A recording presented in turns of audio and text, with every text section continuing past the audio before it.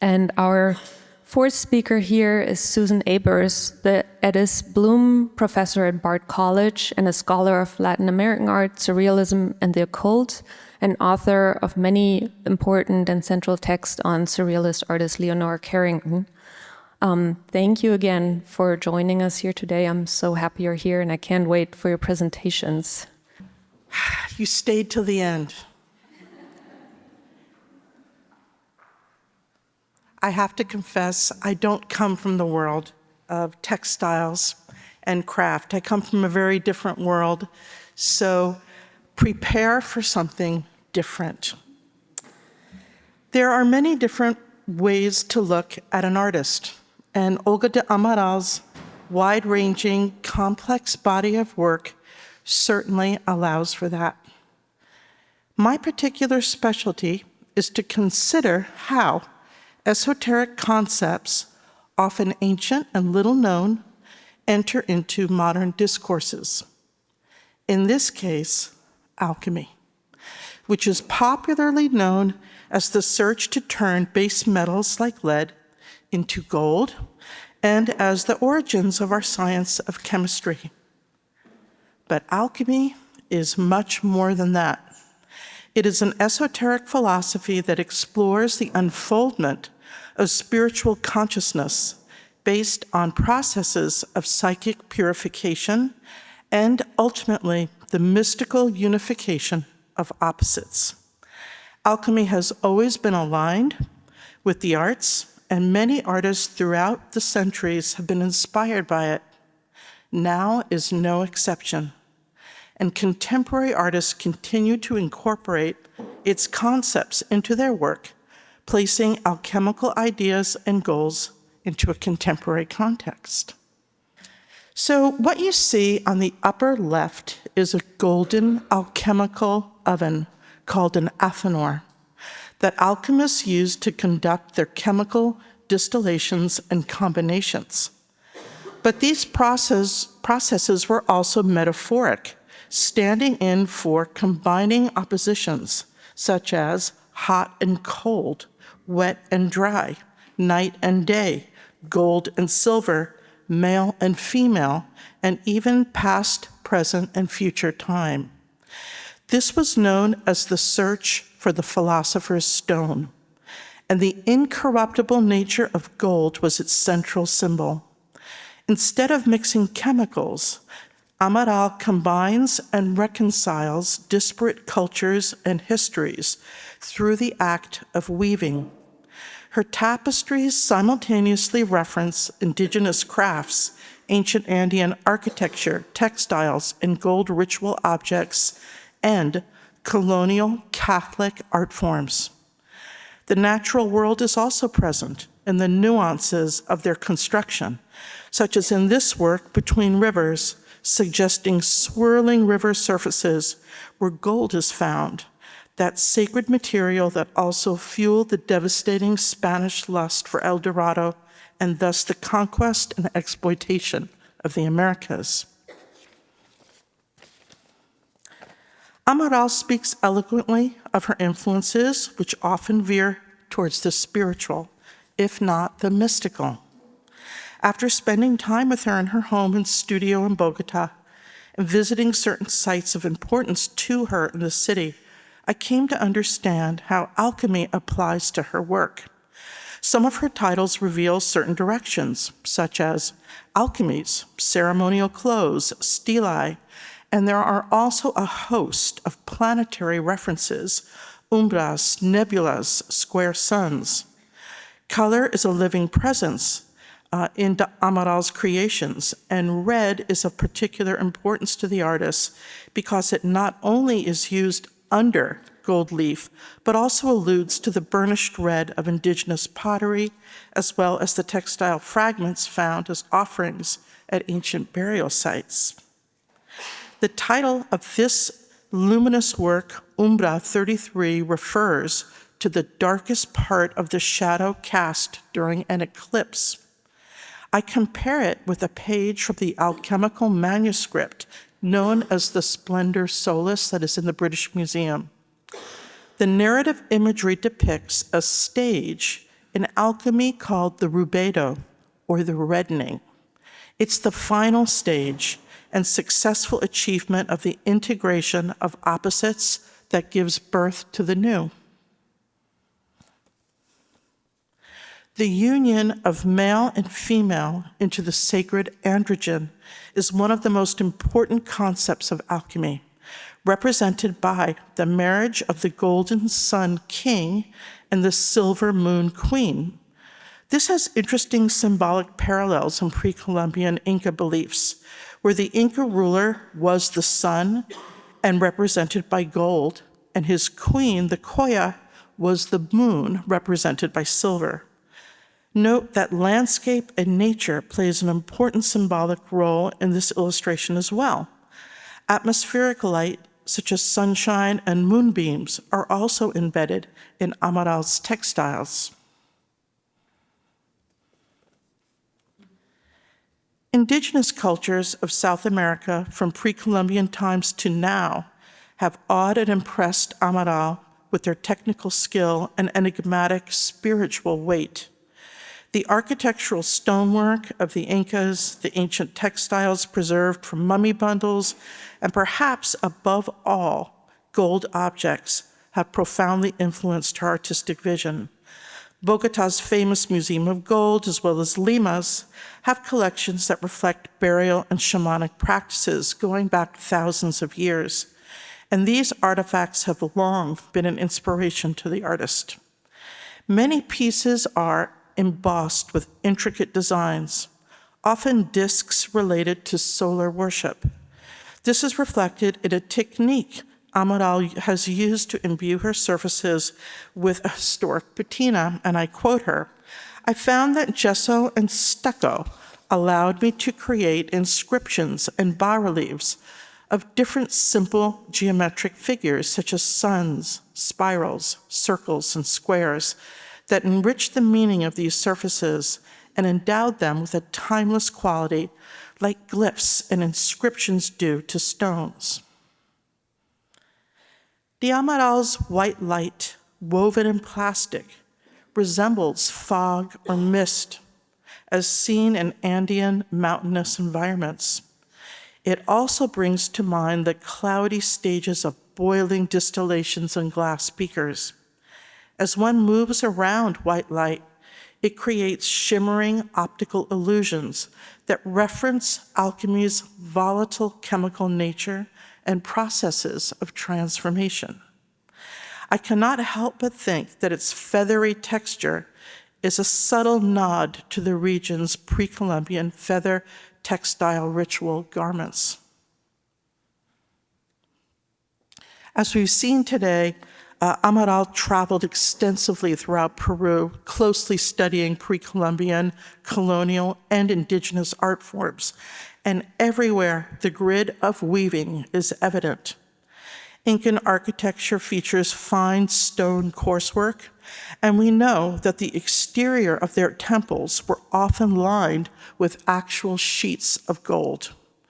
Interior surfaces were covered in patterned textiles, and ancient Andean culture reserved for textiles the highest and most complex expression of their civilization. Their monetary system was based on textiles, and it included notions about time, mortality, and divinity.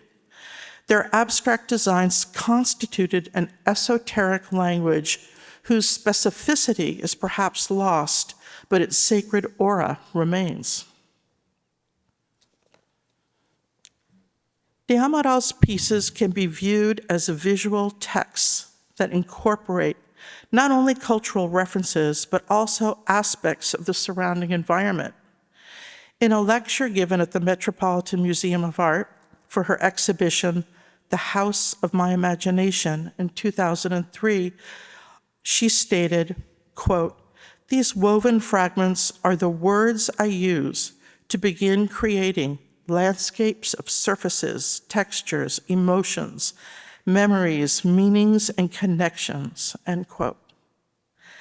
Time is another element woven into her work, which can appear both ephemeral and fragile, while also petrified with age. The present and the past are distilled together, lending her textiles a timeless quality. Another aspect that ties Amaral's work to the past is the way she chooses to hang her pieces, emphasizing their weight and separating them from the wall so that they occupy their own space. When she began to think in non-traditional ways about installing, she was struck by how the space was transformed. She stated, quote, "I liked the atmosphere that began to appear. I captured the mood one feels on entering the spaces of colonial churches and the burial chambers of pre-Columbian cultures."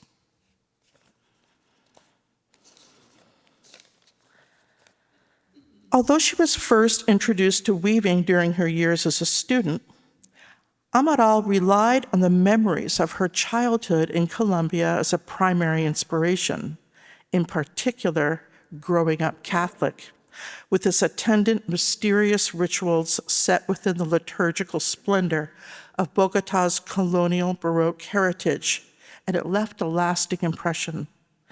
These stunning examples of 17th century church architecture, with their flamboyantly decorated interiors, were meant to inspire awe and pious contemplation. In particular, their large and elaborate golden retablos, the carved and gilt wooden screens located behind the altar, represented the light of God's divine presence.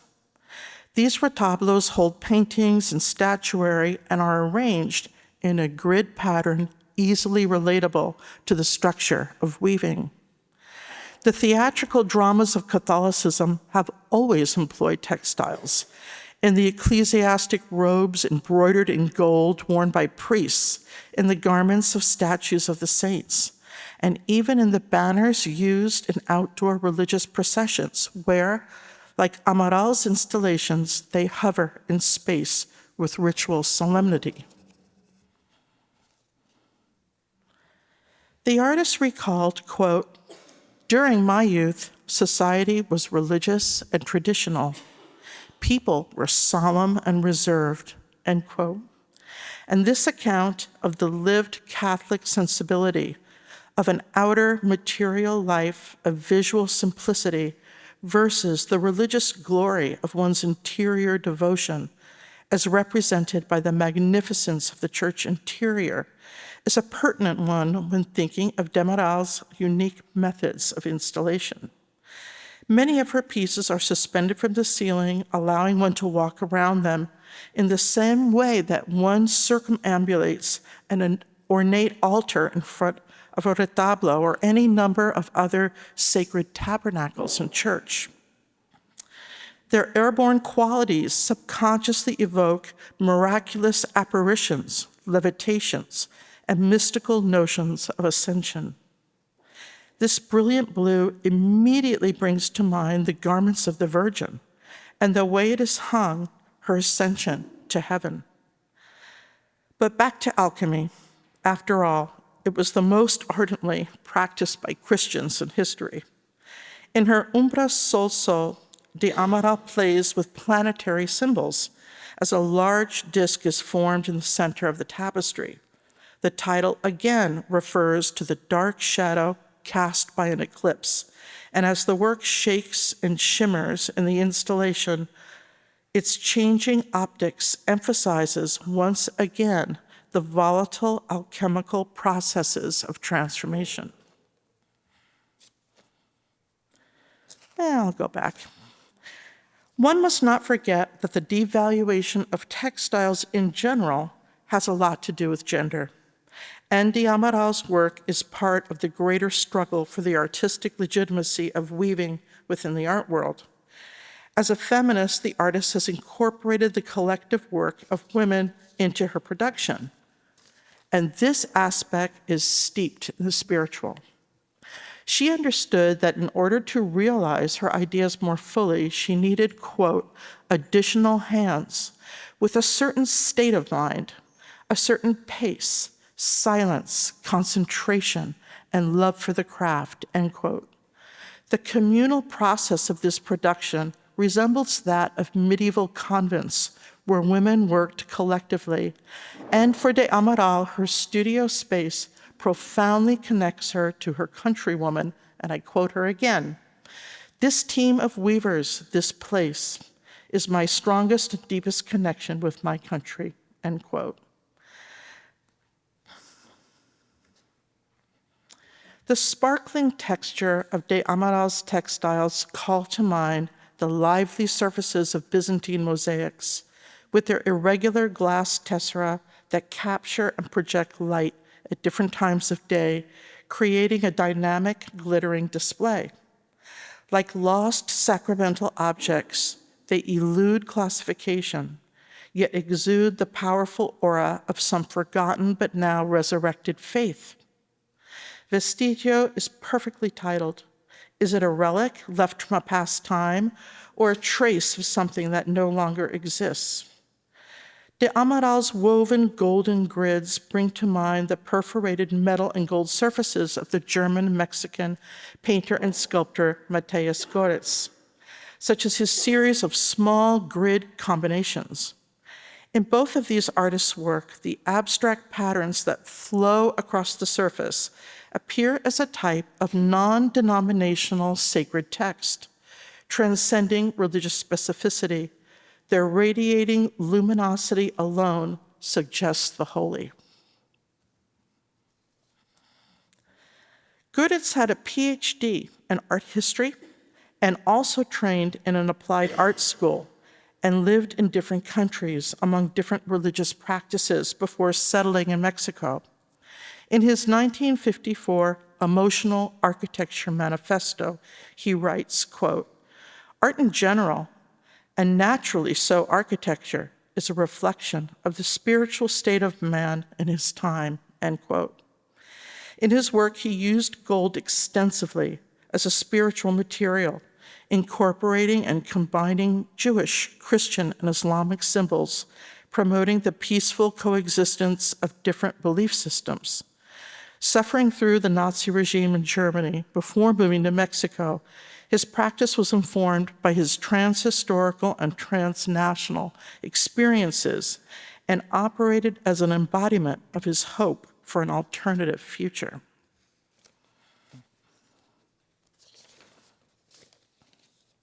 He teamed up with the architect Louis Barragan in the 50s to create a small convent chapel in Tlalpan outside Mexico City that, in spite of its small size, is a monumental modernist exercise. He created a minimalist gold leaf abstract screen as the tripartite altarpiece, and his simple grid stained glass window resembles de Amaral's work.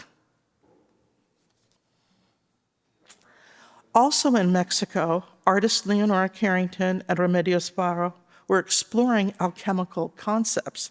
And I just want to say, Carrington had a whole family of weavers living in her garage for 10 years, weaving tapestries. That's how important textiles were to her. In Varo's painting, The Alchemist, she not only depicts an alchemical laboratory, along with the black and white checkerboard flooring that has always represented the esoteric ideal of the reconciliation of opposites. But the alchemist is androgynous, like a living personification of the philosopher's stone, and is shown weaving the very fabric of reality. Varo was obsessed with weaving because she was a follower of Gurdjieff, who used weaving as a meditational discipline in his mystical teachings.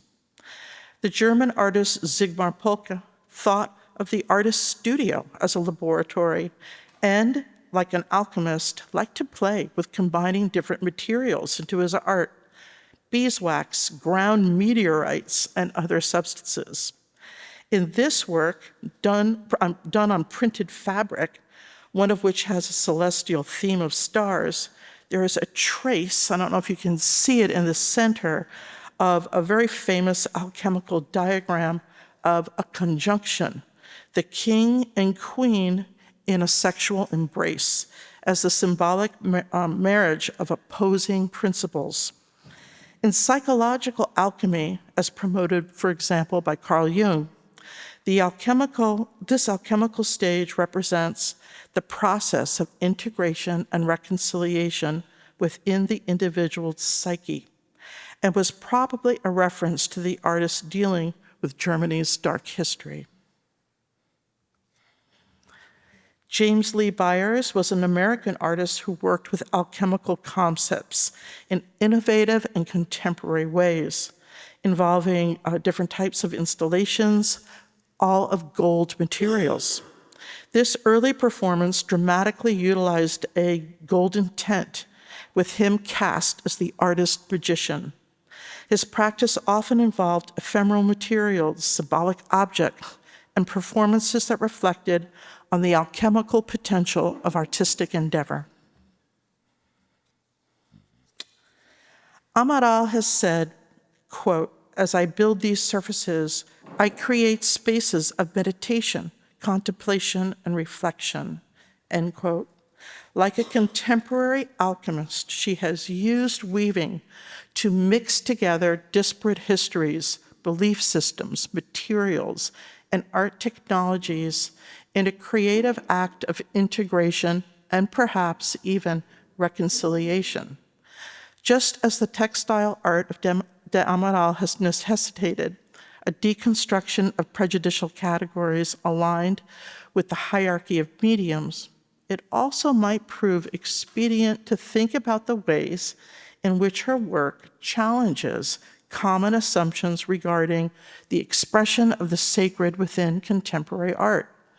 The work of Olga de Amaral asks us to deconstruct old ways of thinking about materials, installation practices, and colonizing hierarchies embedded in art history, and instead to open up to an art that speaks to and nurtures the spiritual, but in new and refreshing ways. Thank you.